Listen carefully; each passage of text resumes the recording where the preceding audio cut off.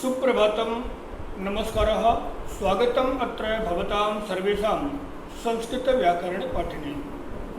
आप सभी का एक बार पुनः संस्कृत व्याकरण की कक्षा में स्वागत है। प्रत्ययों की परंपरा में आज हम पढ़ेंगे तरप और तमप प्रत्यय। दो प्रत्यय तरप और तमप। यह जो प्रत्यय हैं तरप और तमप, पहली बात तो यह कि हमें इस बात को ध्यान में रखना है कि यह दोनों प्रत्यय विशेषण शब्दों के साथ ही प्रयोग होते हैं, शेष संज्ञा अथवा सर्वनाम के साथ में इनका प्रयोग नहीं होता। और दूसरा, इन दोनों प्रत्ययों का प्रयोग तुलना के लिए होता है। तुलना का तात्पर्य यह कि एक की दूसरे से तुलना करना या एक दूसरे से श्रेष्ठ है अथवा कमजोर है, इस पर तुलना करना। अगर और सरल भाषा में कहा जाए तो आप लोगों ने अंग्रेजी में डिग्री पढ़ी होगी, पॉजिटिव डिग्री, कंपैरेटिव डिग्री और सुपरलेटिव डिग्री। यह जो डिग्री है, यह डिग्री ही संस्कृत में तरप और तमप प्रत्यय बनती हैं, या तरप और तमप प्रत्यय इन डिग्रियों को ही इंगित करता है। अब इन दोनों प्रत्ययों को और व्यवस्थित तरीके से समझने के लिए हम लोग चलते हैं स्क्रीन में और इन दोनों प्रत्ययों को समझने का प्रयास करते हैं। प्रत्यय मैंने पहले ही बताया, इस प्रत्यय का प्रयोग डिग्री विभाजन यानी श्रेणी विभाजन या तुलना, अस्य प्रत्ययस्य प्रयोगः श्रेणी विभाजनाय अथवा तुलनायै भवति। अस्य प्रत्ययस्य प्रयोगः केवलं विशेषणेषु एव भवति। प्रयोग समये तरप स्थाने तर इत्यस्य प्रयोगः भवति। अर्थात तरप प्रत्यय का प्रयोग श्रेणी विभाजन यानी तुलना के लिए, दो के बीच में आपको तुलना करना है, उसके लिए इस प्रत्यय का प्रयोग होता है। ध्यान इस बात का रखना है कि प्रत्यय का प्रयोग यानी इन प्रत्ययों का प्रयोग तरप और तमप, इन दोनों प्रत्ययों का प्रयोग केवल विशेषण शब्दों के साथ ही होता है। प्रयोग के समय तरप के स्थान पर तर का प्रयोग होता है। अब तरप यानी तर, यथा गुरु, तो गुरु सामान्यतः हम सोचेंगे कि गुरु तो संज्ञा है, वास्तव में गुरु संज्ञा है, आचार्य को गुरु कहते हैं, किंतु गुरु का एक अर्थ और भी होता है, श्रेष्ठ। अतः श्रेष्ठ के अर्थ में जब हम लेते हैं तो आता है गुरु, और जब तरप प्रत्यय लगाएंगे तो शब्द बनेगा गुरुतर, अर्थात उससे श्रेष्ठ। गुरु और तरप शब्द हुआ गुरुतर और अर्थ हुआ उससे श्रेष्ठ।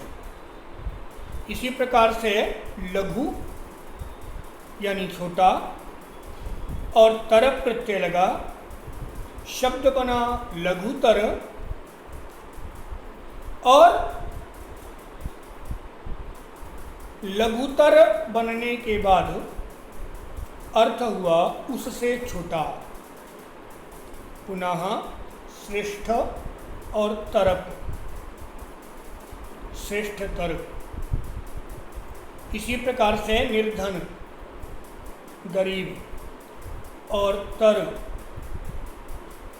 तो शब्द हुआ निर्धनतर, यानी उससे अधिक निर्धन या उससे अधिक गरीब। इसी प्रकार से मूर्खतर, जड़तर, बुद्धिमत्तर और भी शब्दों में या और भी शब्दों का प्रयोग करके हम तरप प्रत्यय के साथ में नए पदों का निर्माण कर सकते हैं और उसका अर्थ उसी प्रकार से होगा। श्रेष्ठ तो श्रेष्ठतर यानी उससे श्रेष्ठ, मूर्ख मूर्खतर उससे मूर्ख, बुद्धिमान बुद्धिमत्तर उससे अधिक बुद्धिमान। अब इसी को थोड़ा सा आगे बढ़ करके तरप प्रत्यय को जानेंगे, क्योंकि तरप प्रत्यय भी, तमप प्रत्यय भी इसी से जुड़ा हुआ प्रत्यय है, इसी अर्थ में प्रयुक्त प्रत्यय है, इसलिए आगे आते हैं तमप प्रत्यय की तरफ। अब तमप प्रत्यय, तो तमप प्रत्यय से प्रयोग श्रेणी विभाजनाय अथवा तुलनायै सर्वोत्कृष्ट श्रेणी भवति। अस्य प्रत्ययस्य प्रयोग समये केवलं विशेषणेषु एव भवति। अस्य प्रत्ययस्य प्रयोगः केवलं विशेषणेषु एव भवति। प्रयोग समये तमप स्थाने तम इत्यस्य प्रयोगः भवति। तो तमप प्रत्यय का प्रयोग भी श्रेणी विभाजन में तुलना के लिए होता है, किंतु तरप और तमप में अंतर यह है कि तरप की जो तुलना है वह दो के बीच में होती है, जबकि तमप का जो प्रयोग है वह सर्वोत्कृष्ट श्रेणी के लिए होता है। यानी जो सर्वश्रेष्ठ है उसी के लिए इसका प्रयोग होता है। बाकी तरप प्रत्यय की ही तरह इस प्रत्यय का भी प्रयोग केवल विशेषण शब्दों में होता है और प्रयोग के समय तमप के स्थान पर तम का प्रयोग होता है।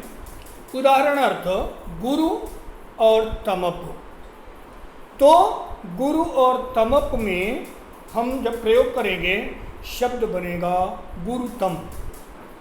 तो गुरु यानी श्रेष्ठ और गुरुतर गुरुतम, गुरुतर उससे श्रेष्ठ और गुरुतम यानी सर्वश्रेष्ठ, सबसे श्रेष्ठ। इसी प्रकार से लघु और तमप लघुतम, यानी लघु यानी छोटा और तम लगा तो यानी सबसे छोटा। श्रेष्ठ श्रेष्ठतमप यानी श्रेष्ठतम,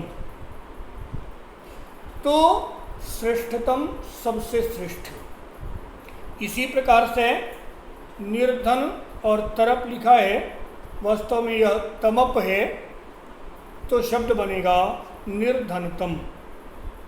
इसी प्रकार मूर्खतम और जड़तम। बुद्धिमान के साथ में हम तमप प्रत्यय का प्रयोग करें तो बुद्धिमत्तम यानी सबसे अधिक बुद्धिमान। महान के साथ में तमप प्रत्यय का प्रयोग करें तो महानतम यानी सबसे अधिक महान। इस प्रकार से तरप और तमप प्रत्यय का प्रयोग है। मुझे लगता है कि तरप और तमप प्रत्यय का प्रयोग आपको आसानी से समझ में आ गया होगा, क्योंकि यह दोनों ही सरल प्रत्यय हैं। फिर भी यदि कहीं पर किसी प्रकार की समस्या है तो आप समस्या का समाधान नीचे कमेंट बॉक्स में कमेंट डाल करके और कर सकते हैं। आज के लिए इतना ही। वदतु संस्कृतम जयतु भारतम।